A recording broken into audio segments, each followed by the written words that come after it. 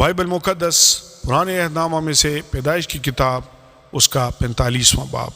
یوسف اپنے بھائیوں کو بتاتا ہے کہ میں کون ہوں۔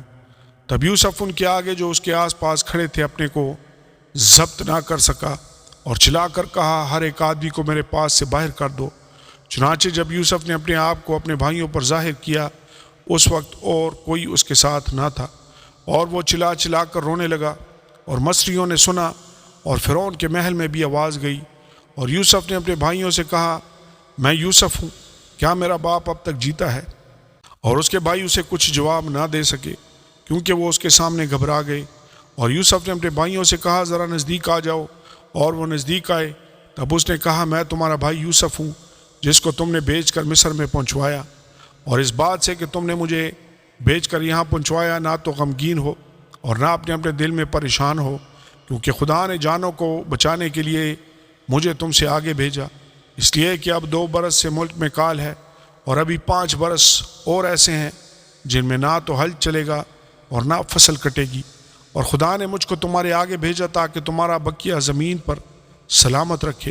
اور تم کو بڑی رہائی کے وسیلہ سے زندہ رکھے۔ بس تم نے نہیں بلکہ خدا نے مجھے یہاں بھیجا، اور اس نے مجھے گویا فرعون کا باپ اور اس کے سارے گھر کا خداوند اور سارے ملک مصر کا حاکم بنایا۔ سو تم جلد میرے باپ کے پاس جا کر اس سے کہو،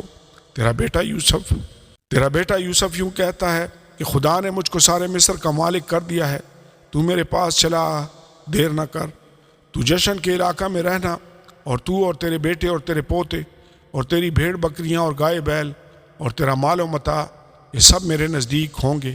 اور وہیں میں تیری پرورش کروں گا۔ تا نہ ہو کہ تجھ کو اور تیرے گھرانے اور تیرے مال و متاع کو مفلس یاد آئے، کیونکہ کال کے ابھی 5 برس اور ہیں۔ اور دیکھو، تمہاری آنکھیں اور میرے بھائی بنیامین کی آنکھیں دیکھتی ہیں کہ خود میرے منہ سے یہ باتیں تم سے ہو رہی ہیں، اور تم میرے باپ سے میری ساری شان و شوکت کا جو مجھے مصر میں حاصل ہے اور جو کچھ تم نے دیکھا ہے سب کا ذکر کرنا، اور تم بہت جلد میرے باپ کو یہاں لے آنا۔ اور وہ اپنے بھائی بنیامین کے گلے لگ کر رویا، اور بنیامین بھی اس کے گلے لگ کر رویا۔ اور وہ اپنے بھائی بنیامین کے گلے لگ کر رویا، اور بنیامین بھی اس کے گلے لگ کر رویا، اور اس نے سب بھائیوں کو چوما اور ان سے مل کر رویا۔ اس کے بعد اس کے بھائی اس سے باتیں کرنے لگے، اور فرعون کے محل میں اس بات کا ذکر ہوا کہ یوسف کے بھائی آئے ہیں، اور اس سے فرعون اور اس کے نوکر چاکر بہت خوش ہوئے۔ اور فرعون نے یوسف سے کہا کہ اپنے بھائیوں سے کہہ، تم یہ کام کرو کہ اپنے جانوروں کو لاد کر ملک کنعان کو چلے جاؤ، اور اپنے باپ کو اور اپنے اپنے گھرانے کو لے کر میرے پاس آ جاؤ، اور جو کچھ ملک مصر میں اچھے سے اچھا ہے وہ میں تم کو دوں گا، اور تم اس ملک کی عمدہ عمدہ چیزیں کھانا۔ تجھے حکم مل گیا ہے کہ ان سے کہے، تم یہ کرو کہ اپنے بال بچوں اور اپنی بیویوں کے لیے ملک مصر سے اپنے ساتھ گاڑیاں لے جاؤ، اور اپنے باپ کو بھی ساتھ لے کر چلے آؤ، اور اپنے اسباب کا کچھ افسوس نہ کرنا، کیونکہ ملک مصر کی سب اچھی چیزیں تمہارے لیے ہیں۔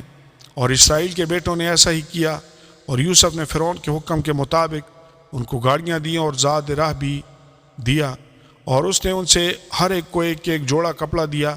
لیکن بنیامین کو چاندی کے 300 سکے اور 5 جوڑے کپڑے دیے۔ اور اپنے باپ کے لیے اس نے یہ چیزیں بھیجیں، یعنی 10 گدھے جو مصر کی اچھی چیزوں سے لدے ہوئے تھے، اور 10 گدیاں جو اس کے باپ کے راستہ کے لیے غلہ اور روٹی اور زاد راہ سے لدی ہوئی تھیں۔ چنانچہ اس نے اپنے بھائیوں کو روانہ کیا، اور وہ چل پڑے، اور اس نے ان سے کہا، دیکھنا کہیں راستہ میں تم جھگڑا نہ کرنا۔ اور وہ مصر سے روانہ ہوئے اور ملک کنعان میں اپنے باپ یعقوب کے پاس پہنچے، اور اس سے کہا، یوسف اب تک جیتا ہے، اور وہی سارے ملک مصر کا حاکم ہے۔ اور یعقوب کا دل دھک سے رہ گیا، کیونکہ اس نے ان کا یقین نہ کیا۔